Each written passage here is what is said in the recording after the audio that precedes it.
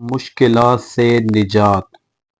جب بیماری، قرض داری، مقدمہ بازی، دشمن کی طرف سے ایذا رسانی، بے روزگاری یا کوئی سی بھی آفت ناگہانی آن پڑے، کوئی چیز گم ہو جائے، کسی کی بات سن کر صدمہ پہنچے، کوئی مارے، دل دکھائے، ٹھوکر لگے، گاڑی خراب ہو جائے، کاروبار میں نقصان ہو جائے یا چوری ہو جائے، الغرض چھوٹی یا بڑی کوئی بھی پریشانی ہو، بسم اللہ الرحمن الرحیم ولا حول ولا قوۃ الا باللہ العلی العظیم پڑھنے کی عادت بنا لیجئے۔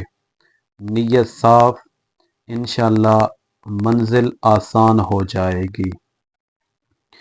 حدیث مبارکہ، رسول اللہ صلی اللہ علیہ وآلہ وسلم نے ارشاد فرمایا، آدمی کے اسلام کی خوبی اور اس کے کمال میں یہ بھی داخل ہے کہ وہ فضول اور غیر مفید کاموں اور باتوں کا تارک ہو۔